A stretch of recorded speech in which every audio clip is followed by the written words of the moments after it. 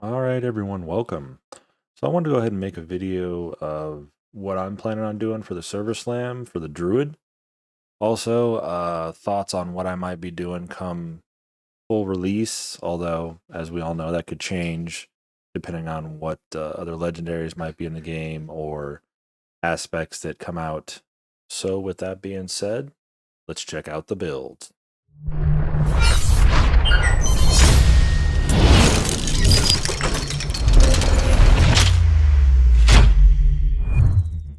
So first up, what I have here, this is going to center around the pets. We're going to start with Storm Strike.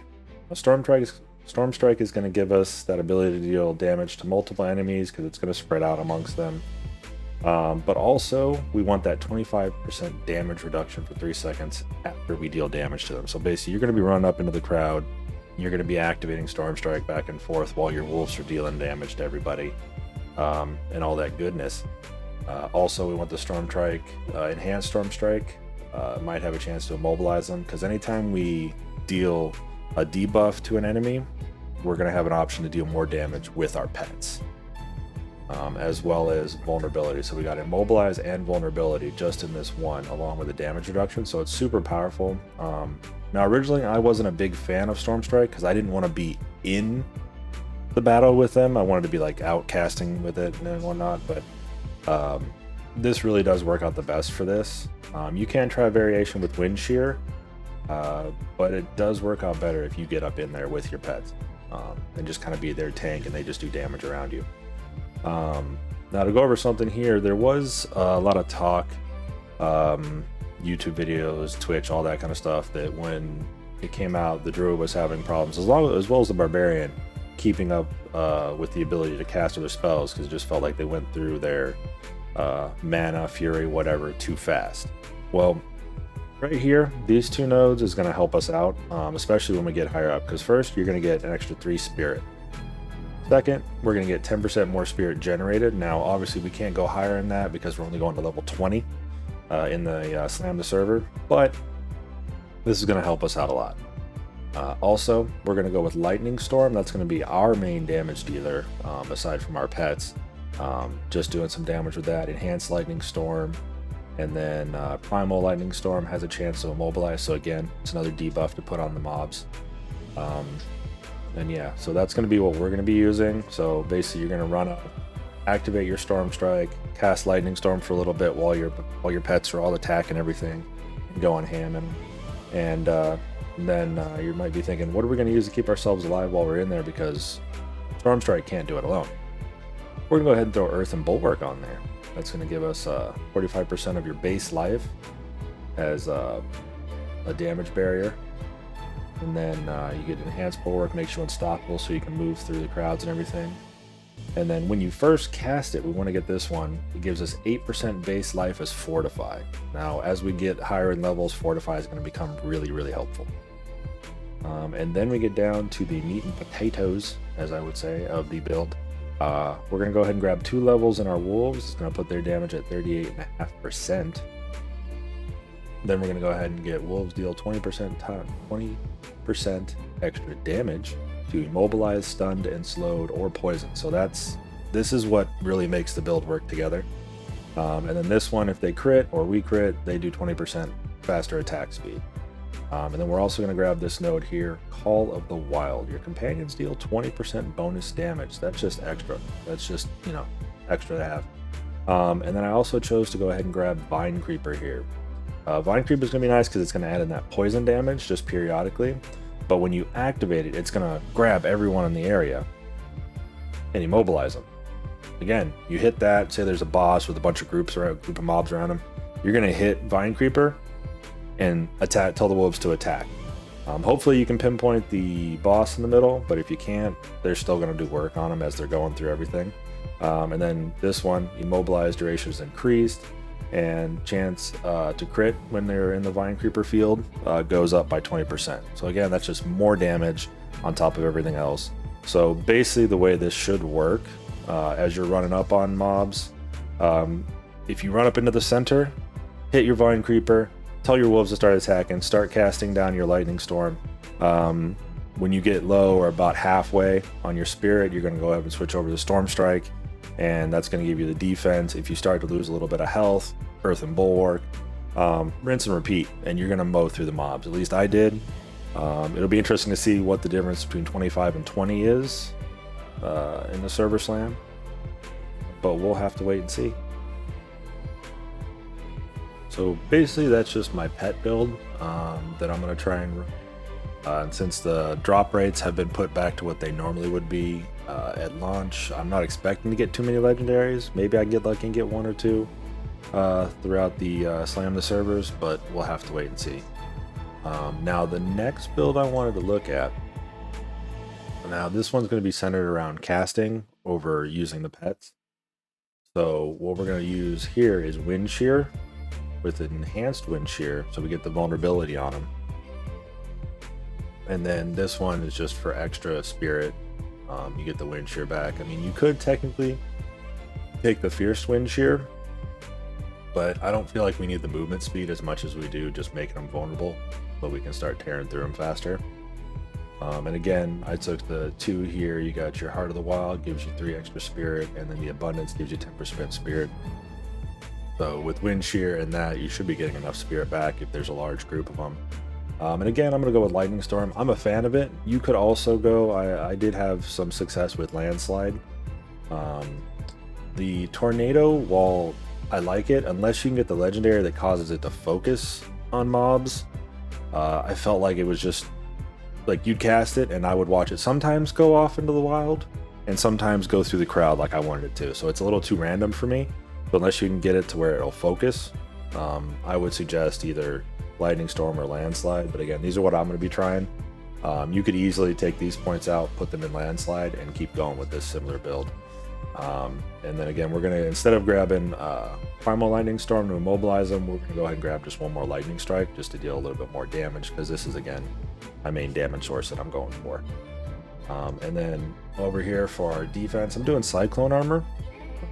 Just for one, rapidly expand and knock back enemies and deal 15% damage. So if they get too close, I want to be able to activate that while I'm trying to cast or gain back any spirit. And we're going to go ahead and take Enhanced Cyclone Armor. It's just going to slow them by 70% for 1.5 seconds. And then every 10 seconds, preserving Cyclone Armor. Every 10 seconds, Cyclone Armor intensifies, causing incoming damage to grant you 30% damage reduction for 2 seconds. Hopefully, it won't be alive long enough for this to matter, but this is like in probably a boss fight or any situation like that where you just have to, back up and get a little bit of beefy defense. This again, you could also swap out for Earthen Bulwark as well if you felt more comfortable with that. I might switch back and forth, but I wanted to try and make like an elemental type build. And then again, like I said before, some people pass up doing pet. This is just a simple 1 point into my wolves. They're doing extra damage and faster attack speed when I hit something or when we crit on something. So that's just, again, to get some extra damage in there. And they're going to be going around killing mobs as your Lightning Storms are striking. They may go ahead and just pick one off here and there just to kind of clean up. So, but yeah, that's my kind of like elemental storm build. Hopefully we'll see. I'm gonna probably start with this one just because it'll be easy to level until I can get to the pets, and then we'll see if I can keep going as is, and then I can always swap out and try the pets at a later time.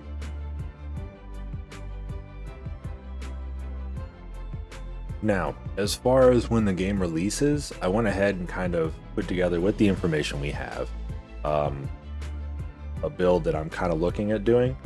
And just kind of go over my thought process in this. Again, we're going to get Storm Strike because we're going to get that 25% damage reduction, and then it's going to deal immobilize and vulnerability to everybody. Storm Strike, since it's going to be my main damage dealer and not my pets, I went ahead and put 5 points into that along with the points here. So we get 9 extra spirit from this and 30% more spirit from that. Now you could take this out, because I mean, if you think about it, getting up to like this one here, I'm leveled up Paragon 220 because I have the Paragon ports filled out, and you can see some of the gear here. 9 spirit is not going to make that big of a difference. So if you wanted to remove 2 of these points and put them somewhere else, which I may very well do, That's always something we could look into. Again, a lot unknown until the game actually releases. But the other things I did down here, there's critical strike against close enemies, because remember, this build is about getting into the middle of the mobs and just fighting there with your wolves. So that's an extra 9% critical hit chance. So that's huge. We went ahead and put in all of our points into Earth Bulwark. So then it gets a 63% of my base life as a barrier. And then again, we get the 18% life Fortify. I also took Ancestral Fortitude, increases your non-physical resistance by 15%. And Vigilance, you gain 15% damage reduction for 6 seconds after using a defensive skill. So basically, when we activate Earth and Defense for 6 seconds, we get 15% damage reduction as well. So that's going to be big. And as far as my pets go, wolves all the way maxed out. Our crit damage from Call of the Wild all the way maxed out. Each one of these has their same abilities. Ravens I included in this one just because we have the extra points and I can activate them. Originally I didn't include Ravens in my original pet build for level 20 just because to really get the benefit from them you have to be able to activate them and get to this third node and get the vulnerability. Not enough points to really spread out, so I'm trying to maximize my damage. I'm probably going to play with it in the server slam just to see if I can get them to work, but that means I might have to sacrifice this Call of the Wild or gaining back Spirit at some point, so we'll have to see what I can do with that. But for my main build, yeah, I'm just going to put a couple points into those. We're going to go ahead and skip most of this. I did see some passives down here. Since our vine pets are going to be poisoning, and when you activate it, it poisons everybody caught in the field, I did want to get the neurotoxin, so that means it's going to slow them down, kind of control the battlefield as it was. And then poison enemies take 30% additional critical strike damage. So again, when you activate your Vine Creeper, we're going to be dealing 20% extra damage to anybody that's strangled inside of the Vine Creeper. So that's 20% plus 30%. That's a lot. That's going to help us out. Now, last but not least, we have our, I guess what you could call ultimate ability, is Petrify. That's going to stun everything on the field, which is really going to help us. So basically you can cycle between your Vine Creeper and your Petrify, and you're going to have your wolves just constantly doing a whole lot of damage if you're not kicking off vulnerability or anything else from anything. You're going to have your Vine Creepers doing poison and your Petrify stunning them in place. Now if we come down here to the bottom, this is our key passives. I went ahead and did the Lupin Ferocity. Every 6th werewolf skill hit critically strikes and deals 60% increased damage. I'm not 100% sure, but I think there's a way from an aspect or a legendary gear to get that for free, so we could always choose something else, but I think that one fits the most, simply because of some of the gear choices we have up here. I believe it's here, yeah. Your wolf companions are now werewolf companions. Werewolf companions deal 75 to 100% additional damage and can spread rabies. So that gives them kind of like a werewolf ability. You know, aspect of the inner chain, you deal 3 to 10% increased damage for each second you stand still. So again, we're going to basically going into the fight, standing still, you know, in the middle of it. You don't have to move around, and just letting everything go ham while you have your Earth Bulwark up and you're just storm striking back and forth. It's all good. Some of the other gear choices I have, the Andriel's Visage. It's lucky hit up to a 10 to 20% chance to trigger a Poison Nova. So again, we're going to be adding Poison Nova to everything. Doesn't matter how much Poison Nova, we just want to proc that so that our wolves and other pets can be doing more damage to everything. And then we have Aspect of Might. Basic skills grant 25% damage reduction for 4 to 8 seconds. That's just basically some more defensive. More defensive we can get. Aspect of the Stampede, gain 1 additional companion. In addition, your companion skills deal 100 to 150% bonus damage. Obviously, you want to get as close to 150% bonus. So that means instead of 2 wolves out, you're going to have 3. That's a bonus, because that just increases your defense by 100% more. Your Storm's companions, your Wolf companions are infused with the power of the Storm, dealing lightning damage and gaining the Storm Howl ability. So again, that ties back into me using our Lightning Storm here. It turns them into little lightning ones. I haven't actually seen it in effect, so it'll be interesting when the game releases to see how that's gonna kind of commingle. Plus, like I've said before, there are other abilities out there and aspects that we haven't seen yet, so there could be something that could be replaced here. This is just what I'm putting together and I think would be good together. Next we have Explorer's Aspect. You have a 20% increased crowd control duration and deal 20 to 50% increased damage to unstoppable enemies. So yeah, basically when we crowd control them, we get 20% more increased time with them, so that's going to help us because the longer they're caught and petrified and stunned, or the longer they're caught and immobilized in our vines and all that and poisoned, the more damage we're going to be able to do. Yeah, and then Aspect of Shared Misery. When you hit a crowd controlled enemy, there is up to a 30 to 50% chance for the crowd control effect to spread to another unaffected enemy. Pretty self-explanatory. The more we can spread this, the more damage we can do to other enemies and whatnot.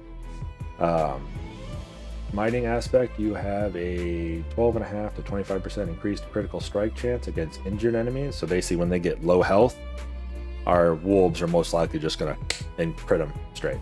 Just kill them. While you are healthy, you gain 25 to 50% increased crowd control duration.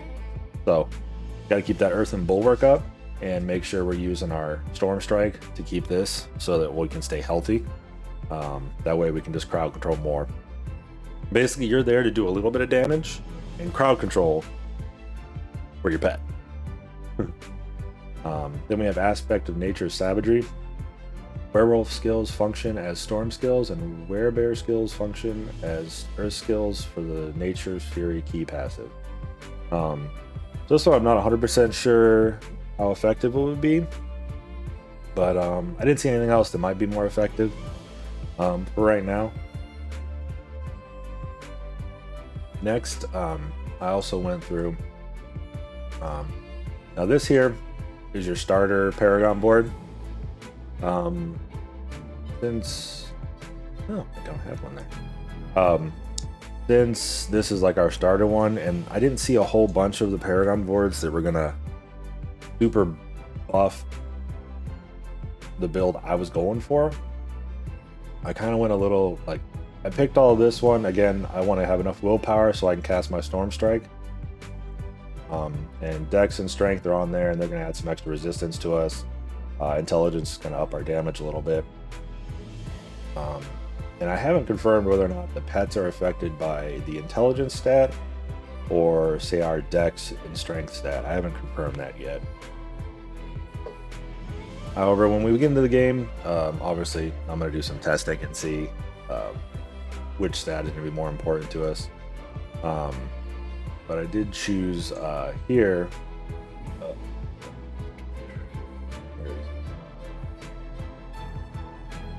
Here we chose the legendary node with the Heightened Malice. While there are 3 or more poisoned enemies nearby, you deal 45% increased damage. Again, our Vine Creeper is going to be poisoning people, and when we activate Vine Creeper, it's going to poison everybody. So that's just an extra 45% in increased damage, not including all of the nodes we have here, as well as whatever glyph we socket here. So yeah, and then there's a whole bunch of poison resistance. You get armor from this. Again, we just want to make ourselves as tanky as possible. Yeah, we'll just have to wait and see when we actually get into these, which one's going to be really effective.